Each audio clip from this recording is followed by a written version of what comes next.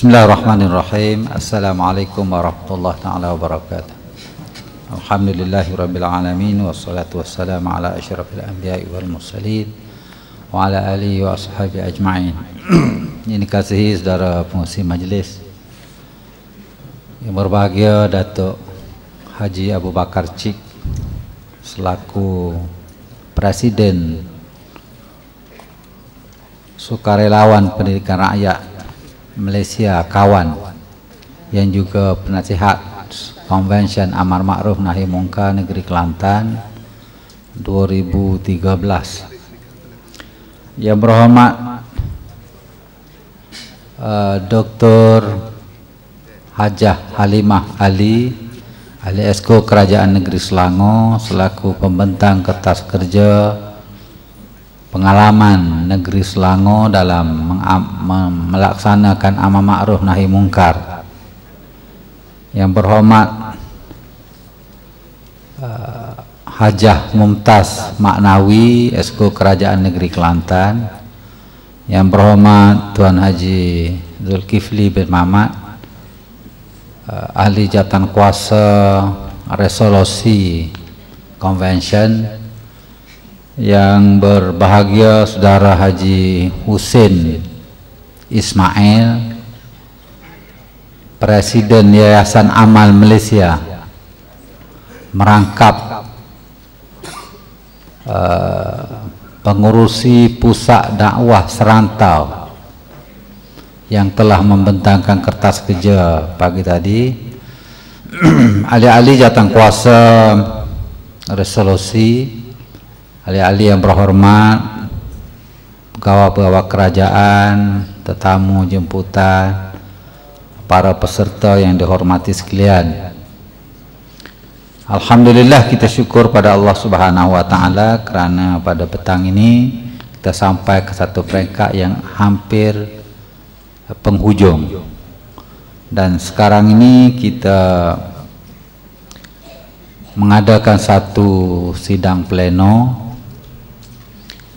untuk melahirkan satu resolusi yang telah pun dirangka melalui beberapa mesyuarat dan bengkel. Anggota jawatan kuasa resolusi ini terdiri daripada Yang berhormat Datuk Dr. Johari bin Mat sebagai pengurusi, yang sepatutnya dia mengendalikan majlis ini, tetapi oleh kerana beliau terpaksa ke hospital atas masalah kesihatan. Yang kedua, ahli-ahlinya terdiri daripada Saudara Cikgu Haji Wan Yusof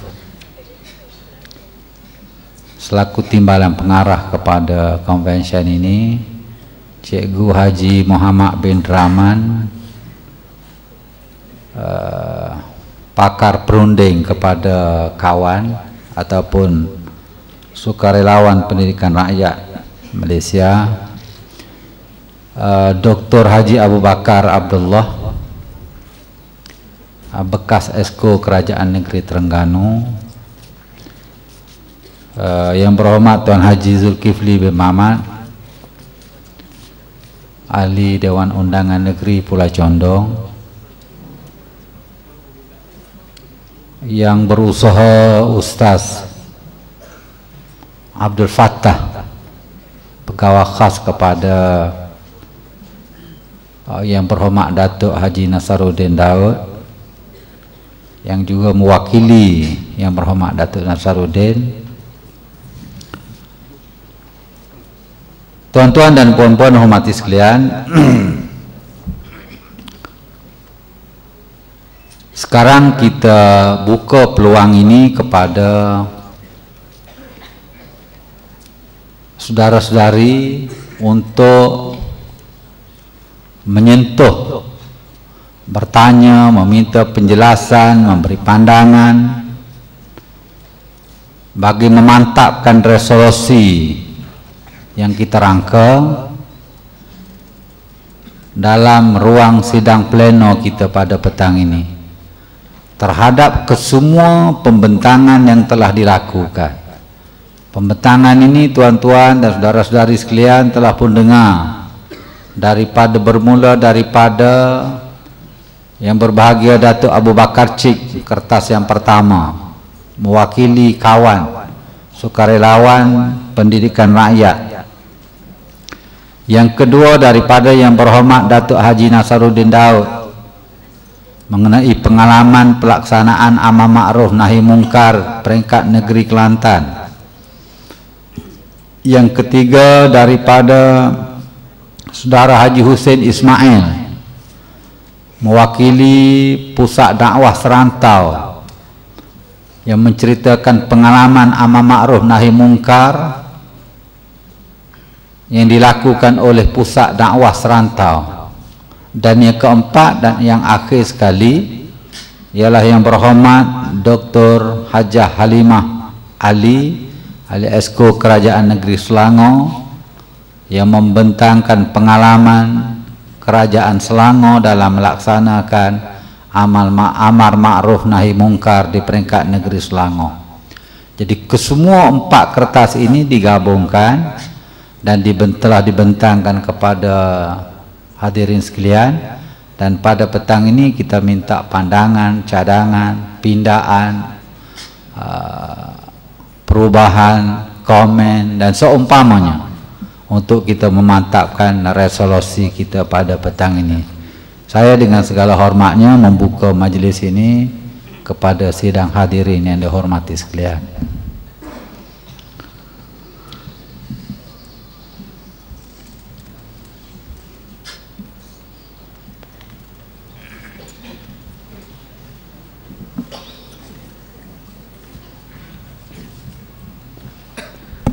Bismillahirrahmanirrahim.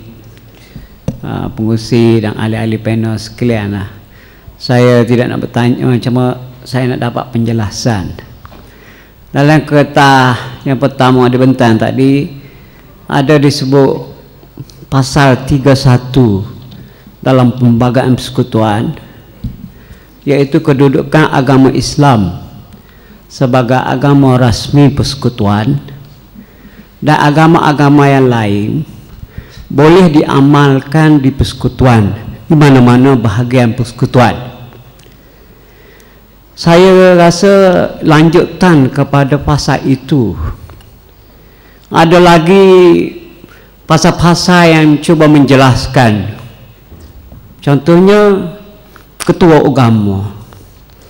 Bagi negeri-negeri persekutuan yang tidak beraja, ketua agama ialah Seri Paduka Baginda yang di-Pertuan Agong. Bagi negeri-negeri yang yang beraja, mengikut perlembagaan tubuh negeri masing-masing, kuasa terhadap agama itu terletak kepada raja masing-masing. Saya rasalah dalam perlembagaan juga ada perkata perkara-perkara di bawah jadual kedua senarai 2. Jadual ke-9 senarai 2. Perlembagaan yang cuba membahagikan perkongsian kuasa di antara kerajaan negeri dengan kerajaan persekutuan.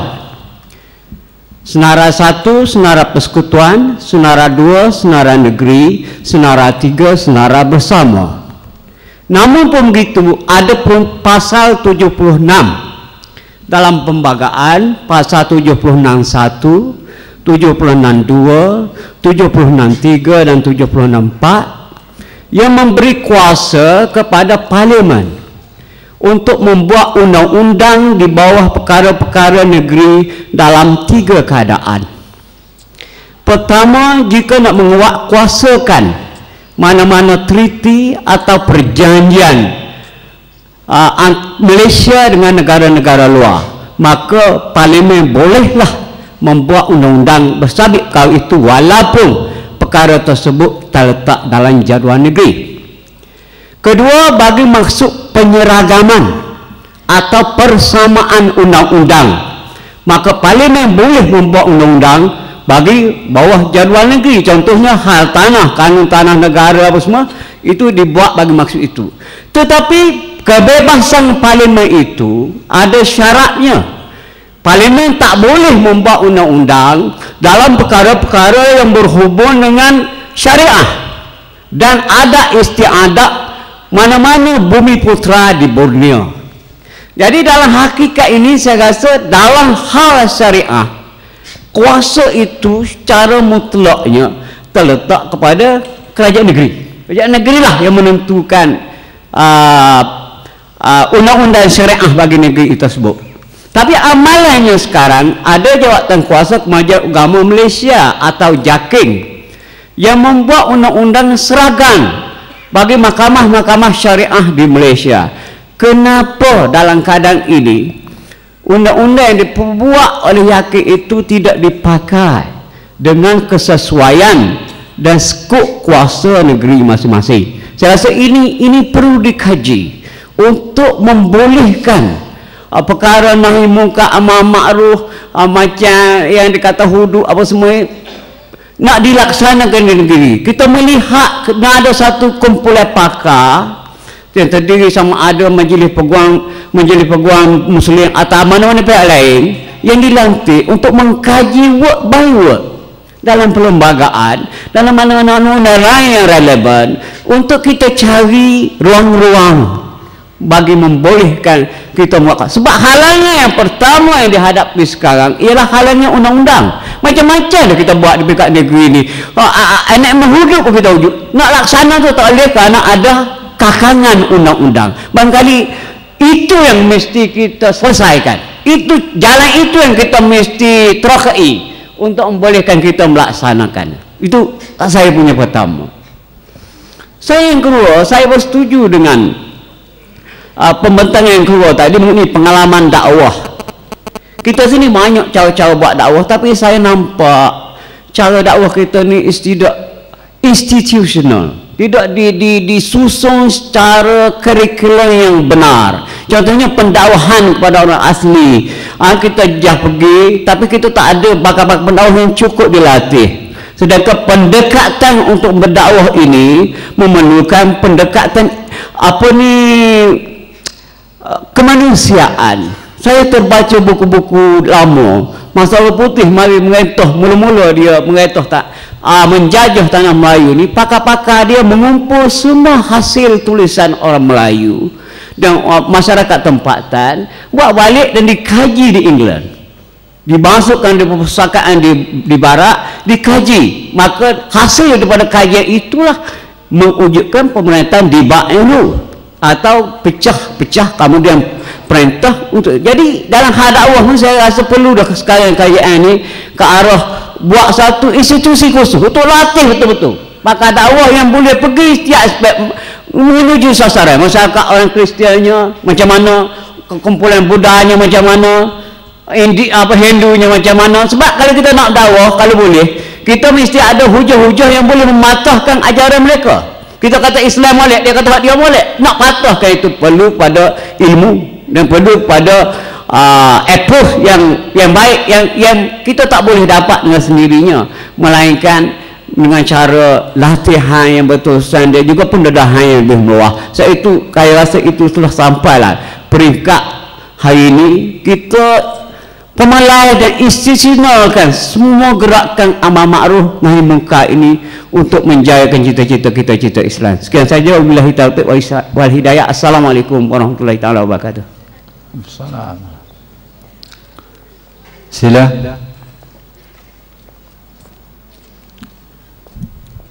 Assalamualaikum warahmatullahi taala wabarakatuh. Saya Zakaria bin Abdullah ingin mengajukan dan juga memberi pandangan beberapa perkara. Pertamanya berkaitan dengan masalah orang Melayu, orang Islam hari ini. Terlalu banyak remaja yang terlibat dengan masalah dadah. Harap agak berkurangan dari segi masalahnya. Kalau di skop di Kelantan ni, masalah dadah lah paling penting. Kalau tidak ditangani masalah ini, diselesaikan, perkara-perkara ke arah hukum hudud ataupun amal ma'ruf nahi munkar tidak akan berkesan.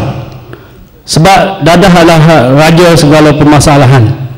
Terlibat dengan dadah, semua benda boleh dibuat. Benda yang tidak munasabah pun boleh dibuat juga. Oleh itu saya minta kerajaan negeri melihat perkara ini, mencari jalan penyelesaian, walaupun ada agensi-agensi lain yang telah ada membuat program-program mencegah ataupun memulihkan orang yang terlibat dengan masalah ini. Tetapi kerajaan negeri harus ada usaha sendiri. Jangan harapkan orang lain dan hanya bercakap saja, tetapi usaha sendiri tiada. Itu yang paling penting.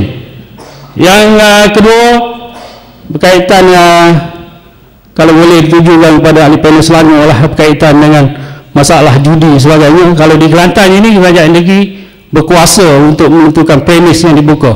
Adakah negeri Selangor mempunyai kuasa yang sama? Sebab saya dapat feedback daripada kawan-kawan saya di Selangor mengatakan sebelum dan selepas, bermakna sebelum diperintah oleh orang lain dan selepas diperintah oleh kita sendiri, jumlah kedai-kedai arak dan judi bertambah. Seterusnya saya ingin juga melihat perkara berkaitan amar ma'ruf nahi munkar. Selama ini kita dengar perkataan amar ma'ruf nahi munkar, tapi berapa ramaikah yang sanggup berdepan dengan amal ma'ruf nahi munkar ini untuk kita mencegah ataupun menangani masalah ini? Berapa ramai yang berani menegur jika ada munkar di hadapan kita sendiri? Atau wakil rakyat sendiri pun tidak berani. Adakah salahnya kefahaman kita bahawasanya kalaulah kita mencegah perkara ini, kita hanya masalah saja, tetapi dari segi agamanya kita harus ditanam atau dipahami bahawasanya ia adalah satu jihad fi sabilillah. Dan jika kita melakukan ataupun buat mencegah perkara ini, jika berlaku apa-apa, kita adalah, kalau tak silap saya, kita adalah seorang yang diletakkan di bawah seorang yang syahid mati. Kalau andainya jika kita telah mencegah perkara itu tapi impaknya kita dapat adalah kematian, tidak akan ramai orang akan sanggup melakukan jika dia tidak meletakkan diri dia bahawasanya kita buat ini adalah kerana Allah Ta'ala. Kalau tidak, semua akan melihat saja apa yang berlaku di depan mata kita tanpa sebarang apa tindakan, kerana takut dengan perkara yang berlaku pada hari ini. Senario yang ada hari ini, siapa yang berani untuk mencegah kemungkaran dengan keadaan dan perilaku yang agak kritikal? Kalau tidak diberi kepahaman betul-betul, amar ma'ruf nahi munkar tidak akan dapat diselesaikan. Dan juga saya beri pandangan bahawasanya ada sebilangan wakil-wakil rakyat juga tidak memainkan peranan. Dan yang lebih menyedihkan lagi, amar ma'ruf nahi munkar yang selalu kita lakukan, tetapi kita juga terlibat dengan masalah kemungkaran. Itu cukup memalukan dan cukup menjatuhkan maruah kerajaan negeri sendiri dan kepimpinan jika berlaku perkara ini di negeri-negeri ini. Sekian, terima kasih. Sila. Bismillahirrahmanirrahim. Assalamualaikum warahmatullahi wabarakatuh. Nama Nik Muhammad Kamal bin Nik Hanafi dari Kota Baru, Kelantan. Pertamanya saya ingin mengucapkan tahniah dan syabas kepada Kerajaan Negeri Kelantan di atas penganjuran Konvensyen Amar Ma'ruf dan Nahi Munkar ini. Dan saya ada beberapa cadangan serta pandangan yang ingin dikemukakan kepada pihak Kerajaan Negeri. Kerana mengikut apa yang saya dengar daripada Yang Berhormat Datuk Pengerusi Jawatankuasa Pembangunan Islam Datuk Haji Nasruddin Daud tadi tentang pengalaman Kerajaan Negeri Kelantan berkaitan dengan gerakan Amar Ma'ruf Nahi Munkar ini, setelah saya meneliti buku ini, saya rasa ada satu elemen yang perlu kepada perhatian secara jelas kepada di peringkat kerajaan negeri, iaitu gerakan untuk memperkasakan institusi masjid. Untuk memperkasakan institusi masjid. Kerana saya tidak lihat secara jelas gerakan tersebut. Yang saya dapat nampak di sini ialah tentang solat, penguatkuasaan dan sebagainya. Cuma dari sudut memperkasakan institusi masjid ni, saya nampak tidak di-highlightkan secara dengan jelas. Kenapa? Kerana saya ada 3 poin utama yang saya nak nyatakan pandangan tentang institusi masjid ini, iaitu yang pertamanya ialah pemerkasaan dari sudut khutbah Jumaat.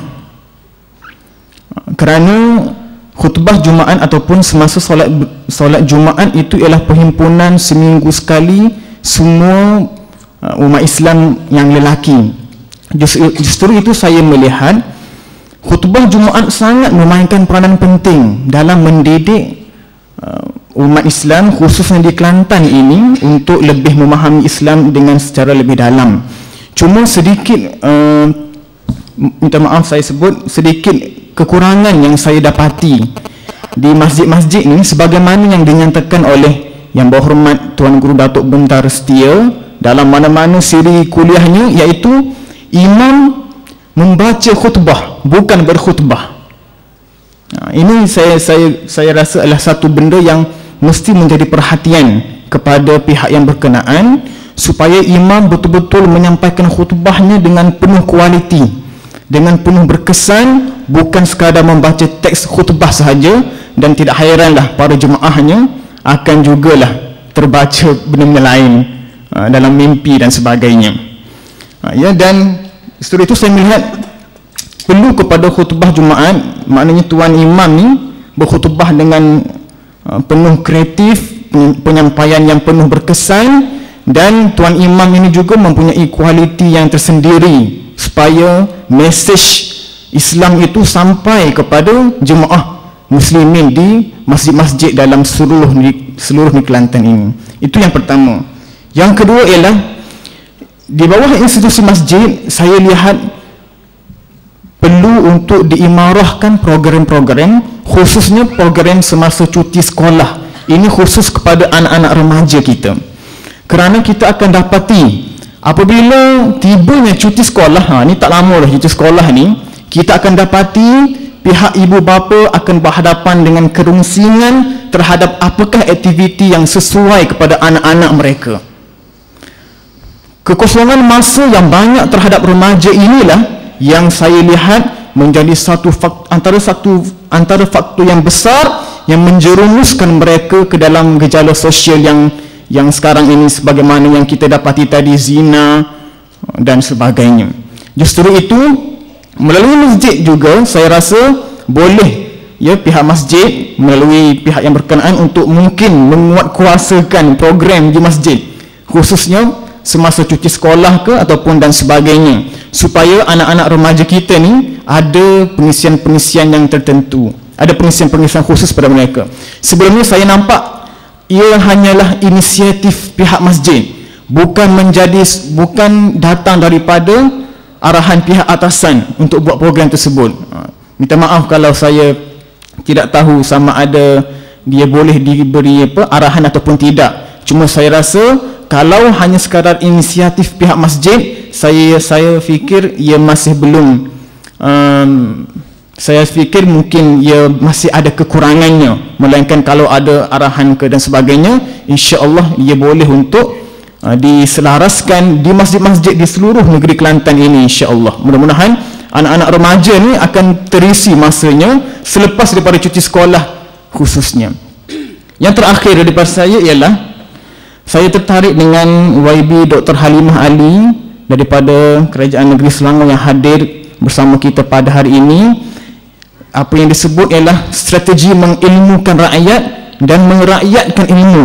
Dan saya rasa satu tindakan ataupun satu program yang wajar kita beri pujian kepada Kerajaan Negeri Selangor ialah gerakan membaca tersebut.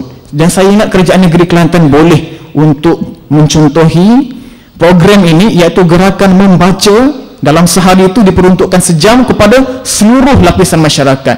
Dan saya rasa ini juga boleh diletakkan di bawah poin institusi masjid. Bila mana contohnya kita pastikan masjid-masjid ini ada perpustakaan yang disediakan ke ataupun dan sebagainya, supaya masyarakat boleh hadir, tertarik ke masjid, membaca buku dan sebagainya, kerana disitulah ia boleh mendidik kita, rakyat ini, bukan hanya sekadar untuk kita ini, kefahaman kita rakyat Kelantan ini bukan kefahaman yang bersandarkan kepada politik kepartian semata-mata, tetapi kefahaman yang syumul, kefahaman yang sahih, yang boleh difahami mengikut kacamata yang Islam itu yang mengajar mereka, insya-Allah. Dan saya rasa setakat itu saja daripada saya. Wallahu alam. Mohon maaf di atas segala keterlanjuran kata. Assalamualaikum warahmatullahi wabarakatuh. Silakan. Assalamualaikum warahmatullahi wabarakatuh. Saya Maisuri binti Ismail dari Kota Baru.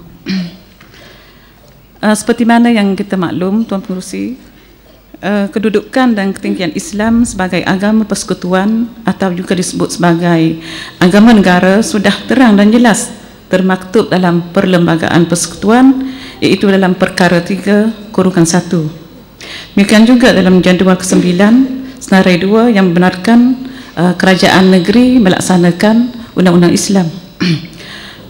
Namun negara mencapai kemerdekaan, sejak negara mencapai kemerdekaan, Malaysia dikatakan masih dibelenggu dengan salah tanggapan bahawa Malaysia adalah sebuah negara demokrasi sekular dengan kedudukan Islam sekadar agama rasmi negara.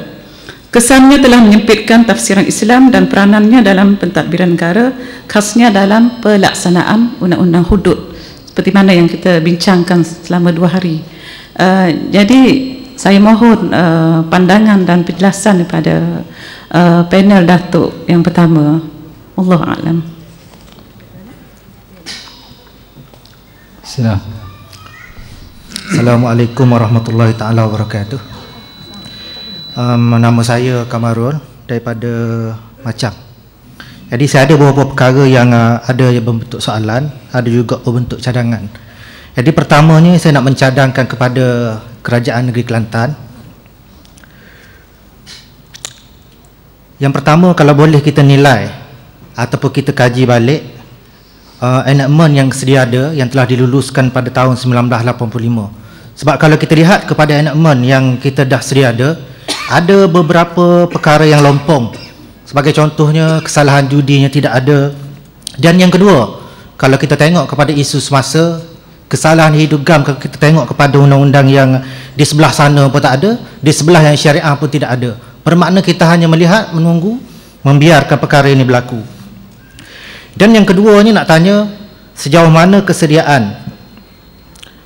Tadi saya dah tanya yang tu. Yang ni cadangan juga, kalau boleh Kerajaan Negeri Kelantan mewajibkan ataupun menggubal satu modul yang semua kaki tangan kerajaan ataupun penjawat awam mengenai Kanun Jenayah Syariah bilangan 2 1993. Sebab apa yang saya lihat, langkah-langkah yang telah diambil oleh Jabatan Agama Islam sendiri telah mewajibkan modul ini ke dalam kursus pra perkahwinan bermula 2012. Jadi kita minta kalau boleh perluaskan.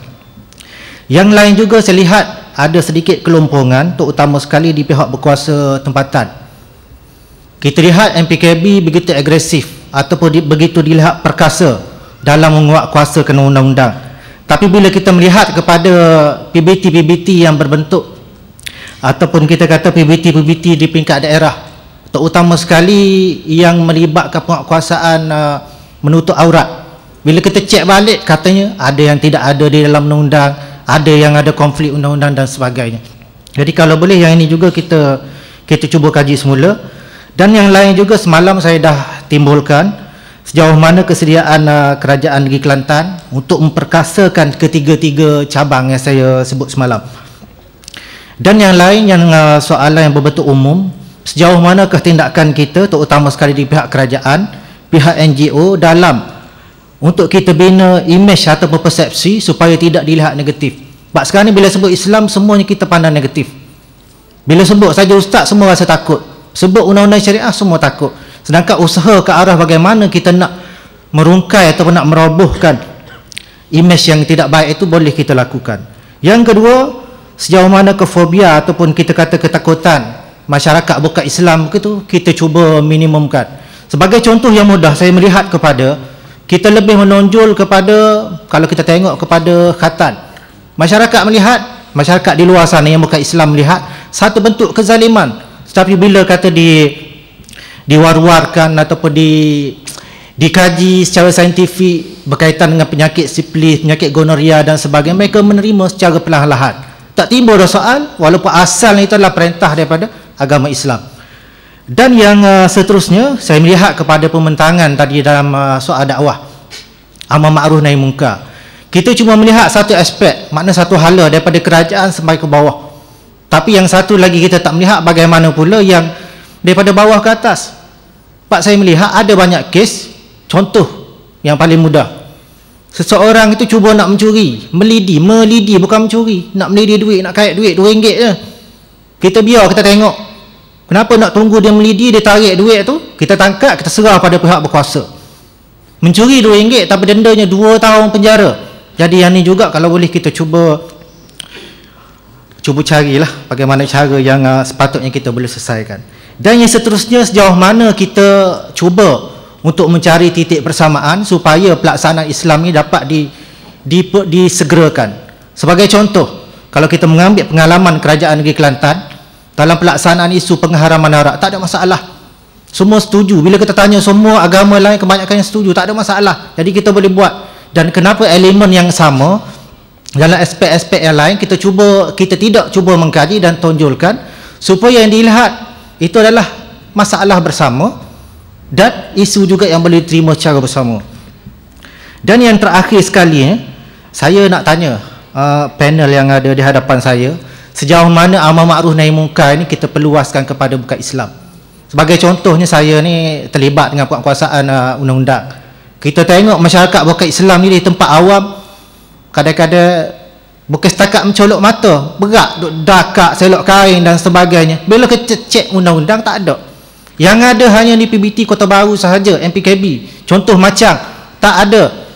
Jadi sebagai inisiatif kita penguasa agama, contohnya terpaksa juga memberanikan diri cuba tegur. Jadi saya minta 2-3 perkara yang saya sebutkan tadi, kalau boleh kita pertimbangkan insya-Allah. Wabillahi taufiq wal hidayah. Assalamualaikum warahmatullahi wabarakatuh. Waalaikumsalam. Assalamualaikum warahmatullahi taala wabarakatuh. Saya Syauki, aktivis pemantau rakyat.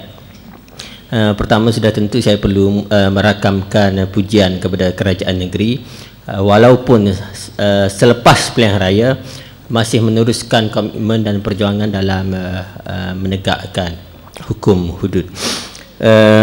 Apa yang saya ingin bicarakan adalah berkaitan dengan peranan NGO dalam melaksanakan amar ma'ruf nahi munkar dan dalam memperjuangkan hudud.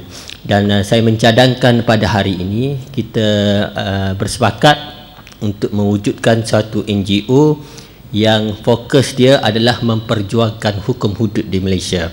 Dan di Kelantan kita terkenal dengan sebuah NGO ART, contoh yang khusus memperjuangkan isu royalty. Dan juga di Kelantan kita ada pemantau rakyat yang memberi tumpuan kepada soal pemantauan pilihan raya, dan juga beberapa NGO lain.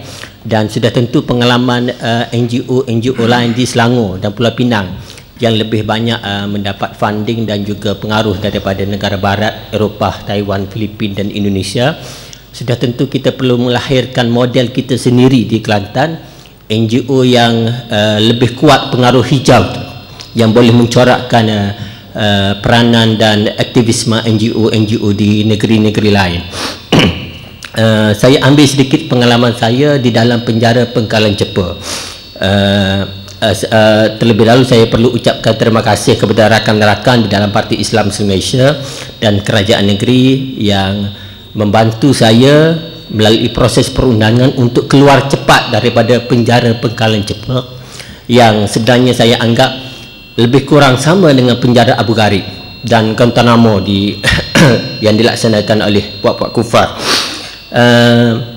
Saya percaya bahawa penjara adalah pusat pemulihan, institusi pemulihan, tetapi penjara Pengkalan Cepa yang di hadapannya adalah terletaknya masjid, Pengkalan Cepa bukan lagi menjadi penjara yang memulihkan para penghuninya. Sebaliknya, para pencuri yang masuk ke dalam penjara Pengkalan Cepa akan keluar sebagai perompak. Mereka yang sebagai pencabul bila masuk ke dalam penjara Pengkalan Cepa akan keluar sebagai perogol. Mereka yang menjadi seorang pencedera atau kaki pukul keluar saja daripada penjara Pengkalan Cepa akan menjadi tukang bunuh. Kerana apa? Kegagalan proses pemulihan yang dibuat oleh Kerajaan Barisan Nasional. Saya telah buat rujukan kepada mufti, pejabat mufti Kerajaan Negeri Kelantan berkaitan dengan kemudahan solat di dalam sel, terutamanya sel kuarantin yang menempatkan 10 hingga 15 orang dalam satu sel, yang mengakibatkan para penghuninya terpaksa menggunakan air yang sama untuk membasuh najis mereka dan juga mengambil wuduk.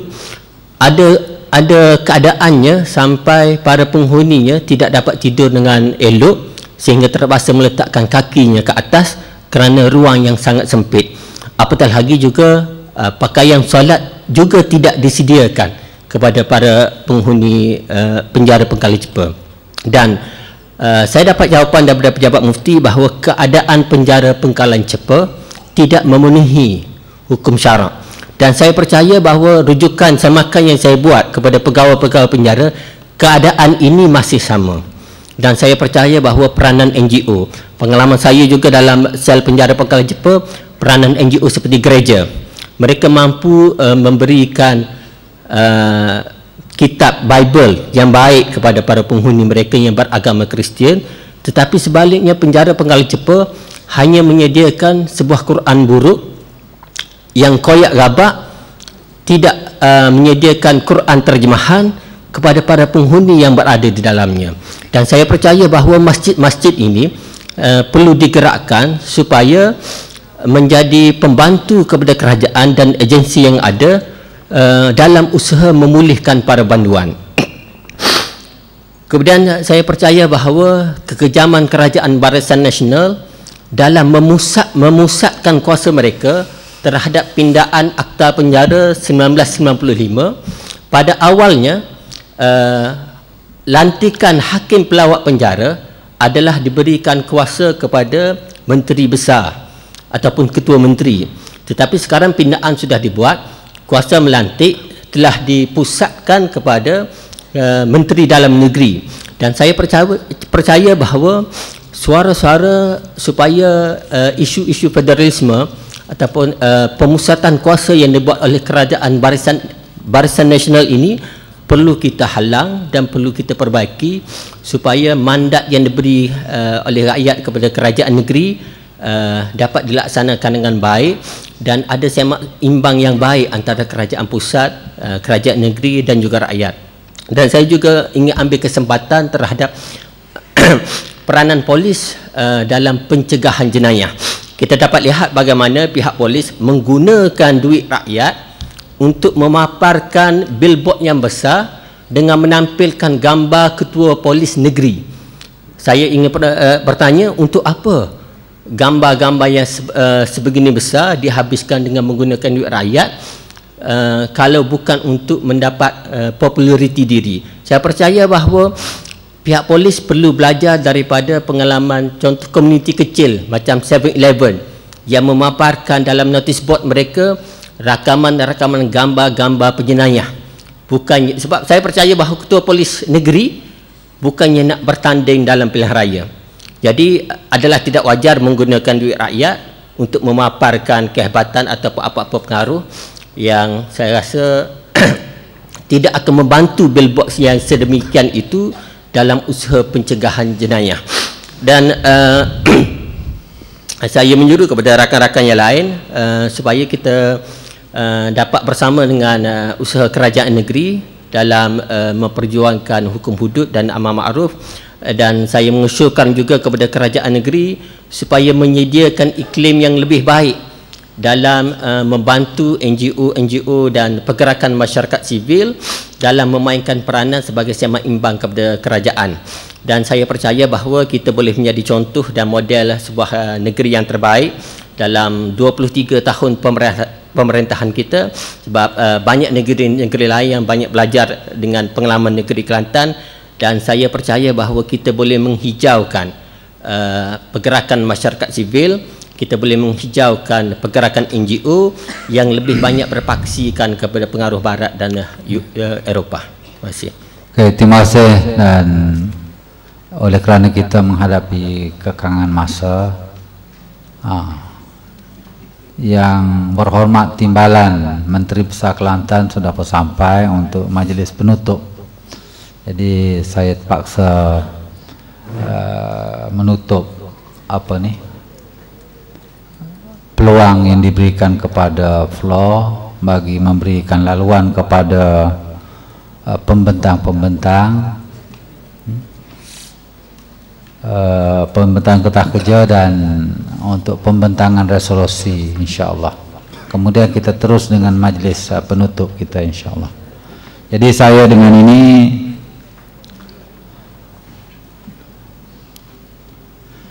pertama sekali minta Yang Berhormat Datuk Timbalan Menteri Besar Kelantan naik ke atas.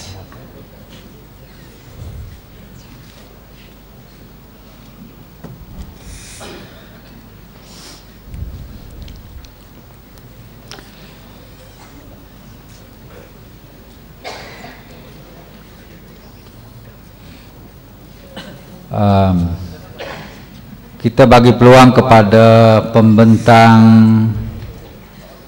pertama dulu.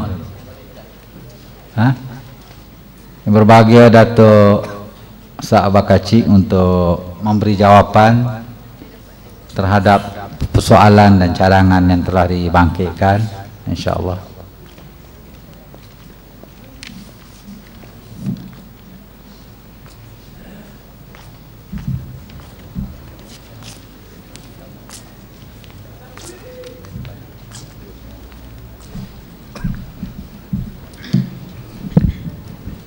Assalamualaikum warahmatullahi wabarakatuh. Al-Fadhil Pengurusi Ustaz Haji Wan Ismail Wan Yusof, juga merangkap pengarah program, Al-Fadhil Datuk Ni Muhammad Ammar, Timbalan Menteri Besar Kelantan, dan semua ahli-ahli panel, tuan-tuan dan puan-puan, saudara-saudari sekalian. Alhamdulillah, saya bersyukur kepada Allah Subhanahu wa ta'ala di atas pandangan-pandangan dan ada juga soalan-soalan yang telah dikemukakan tadi yang telah menggambarkan keseluruhannya bahawa kita semua perlu memperkasakan gerak kerja amar ma'ruf dan nahi munkar. Soalan yang pertama disebutkan oleh saudara kita tadi berkaitan dengan kuasa yang telah diperuntukkan dalam perlembagaan persekutuan pasal 3 ceraian 1, di mana kenyataannya ialah Islam sebagai agama persekutuan. Namun begitu beliau telah mengingatkan tentang perkara 76 ceraian 1, 2, 3 dan 4 yang memberi kuasa kepada parlimen membuat undang-undang dan juga memberi kuasa kepada parlimen untuk menseragamkan kepentingan-kepentingan bersama negeri dan pusat di bawah senarai dalam perlembagaan, dalam sama ada senarai 1 yang berkaitan dengan kuasa persekutuan, itu tak ada masalah. Ini senarai 2 yang dimaksudkan di bawah senarai 2, iaitu kuasa negeri.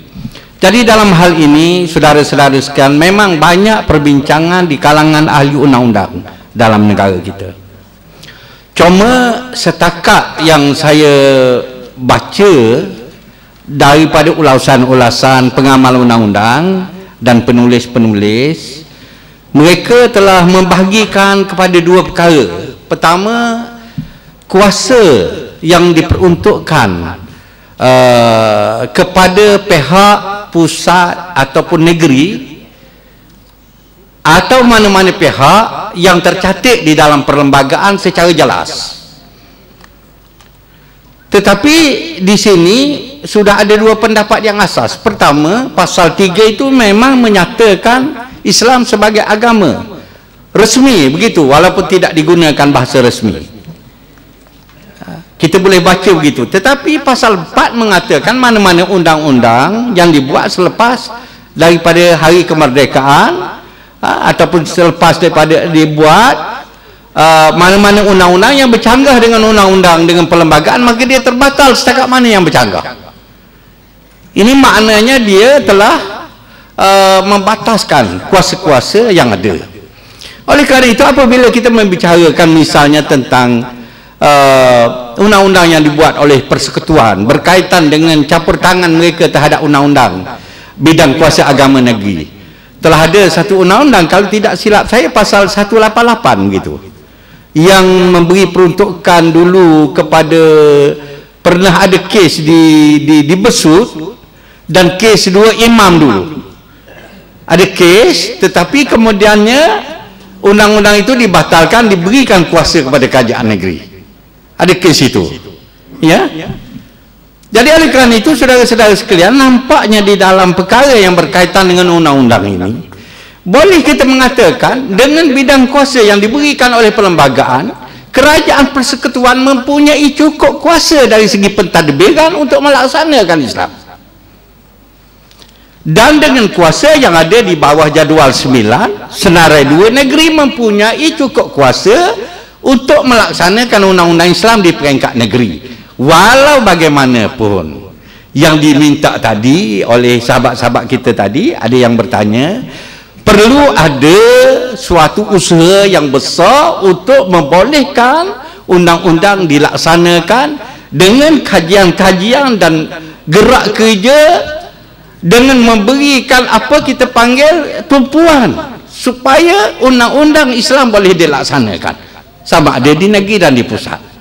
Sebenarnya ini adalah bidang kuasa pengamal undang-undang, terutama sekali yang tertinggi adalah Ketua Hakim Negara, yang mereka boleh membuat huraian. Ada banyak kes di mana huraian mahkamah yang terdahulu mengikat ataupun mengikatkan keputusan-keputusan yang kemudian. Tetapi sekiranya ada keputusan yang baik dengan hujah yang baik di peringkat mahkamah tinggi ataupun mahkamah persekutuan yang menghuraikan bidang kuasa undang-undang Islam itu ada pada negeri, ataupun undang-undang Islam itu bukan setakat seremonial saja, saya yakin pengamal undang-undang mutakhir boleh menyokong mazhab bila mengatakan bahawa negeri mempunyai cukup kuasa untuk melaksanakan undang-undang Islam. Memang pendapat tradisinya kita kata kita terikat nak buat Islam kerana dihalang oleh pusat, tapi kita boleh test kalau sekiranya maknanya ada sokongan yang sebenar daripada semua pihak. Dan ini yang kita nak harap berkembang di Kelantan ini, insya-Allah. Saya pun dulu yakin mazhab persekutuan ini lebih tinggi pada negeri, tapi kita tunggu 50 tahun pun mazhab itu tak boleh dikembangkan juga untuk memberi kuasa pada persekutuan melaksanakan Islam di bawah pentadbiran. Baik kita pakai mazhab lain pula, iaitu negeri ada kuasa pula. Mazhab tu senang sikit. Jadi ini kita sangat, jadi saya terima kasih kepada sahabat yang bertanya dan juga pada pandangan. Ada pun tadi sahabat saya nak apa yang aspek atas ni tadi tu yang memang sebenarnya kalau kita kata dalam konteks negeri-negeri Kelantan atau Selangor atau Pulau Pinang atau Kedah atau Terengganu, dululah saya ada pengalaman di Terengganu. Sebenarnya negeri ini tak cukup kekuatan untuk nak buat Islam, tak cukup. Ada dua kes. Satu kes misalnya kes apa di Ayah Pin. Oi, bukan main lagi. Masa kita perintah dekat Terengganu, kita boleh buat beberapa usaha sehingga Ayah Pin ditangkap, tapi tak cukup kuasa juga. Salah satu contoh misalnya gelandangan. Orang minta sedekah, kita nak tangkap orang minta sedekah. Ustaz Abu Bakar depan saya ni esko kebajikan masa tu buat beberapa percubaan di Terengganu. Kita kata kita nak tangkap ni, bukan nak tangkap, nak ambil gelandangan ni dulu, kemudian kita nak kurung di satu tempat, kita nak tengok dia, nak tempatkan bagaimana kepada keluarga ataupun nak tempatkan kepada tempat pemulihan. Apa Apa isu timbul di sini? Siapa nak tangkap orang ni? Siapa nak tangkap orang ni? Isu pertama, nak suruh pejabat kebajikan tangkap, dia kata dia tak boleh, tak ada kuasa tangkap. Mungkin kalau dia tangkap, dia akan melakukan salah tahan. Kenapa tangkap orang ni? Orang ni apa dia buat? Dia tak buat jenayah. Kita kata pada polis, minta tolong tangkap lah. Ni nak rawat orang-orang ni, nak buat pemulihan kepada orang ni, minta tolong polis tangkap dulu. Polis kata, saya tak boleh nak tangkap, orang ni bukan buat salah, dia kata. Apa sebenarnya benda ni? Sebenarnya benda ni adalah suatu split dari segi kuasa, di mana polis mempunyai kuasa dan boleh dilebarkan kuasa itu. Negeri tak ada kuasa, negeri tak ada penjara, negeri tak ada polis, lagi tak boleh buat apa.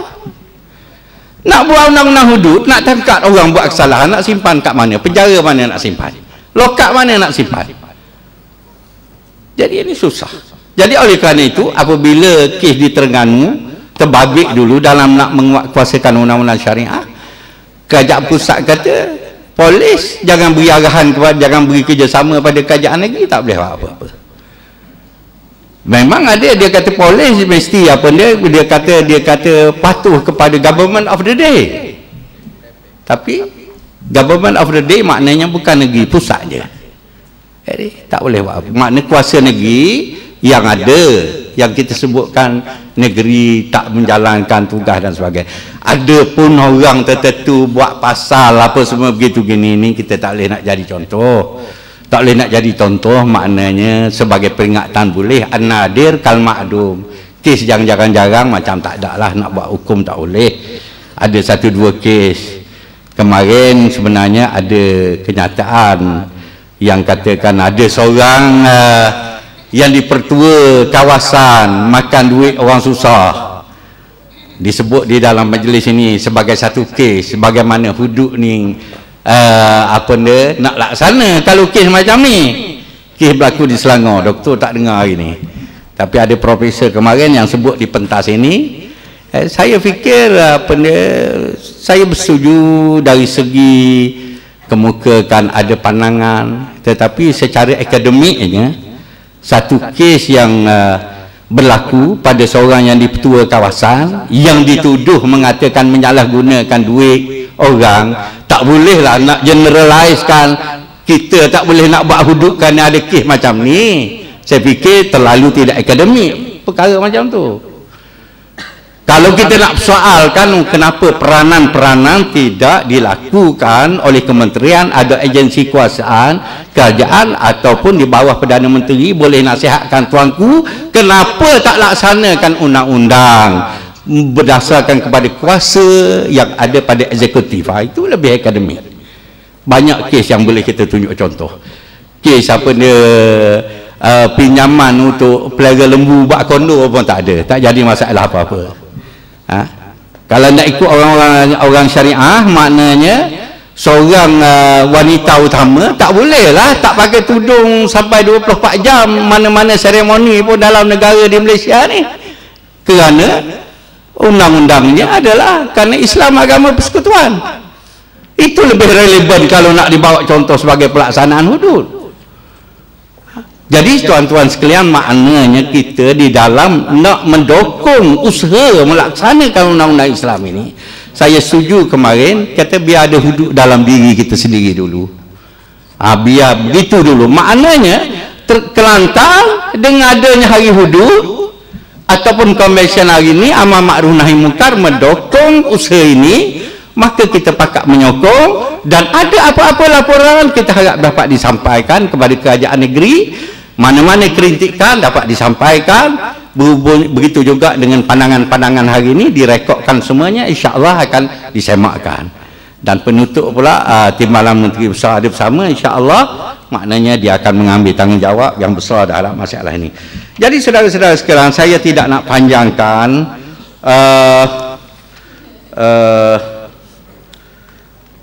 yang berkaitan kaji semula undang-undang pentadbiran Islam Kelantan atau undang-undang di Kelantan yang sejak tahun 85 tu, mungkin apa ni YB Mumtaz ada dengar tadi, itu dia nampak dia senyum tu, dia tahu dia tu.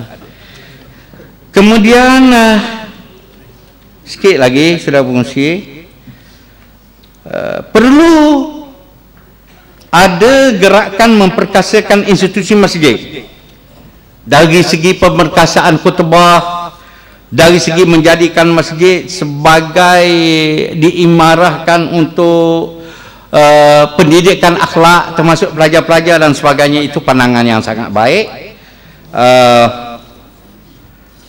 Bagaimana nak dihuraikan tentang begitu negatif pandangan orang terhadap pelaksanaan Islam, atau semacam ada Islam fobia pada hari ini,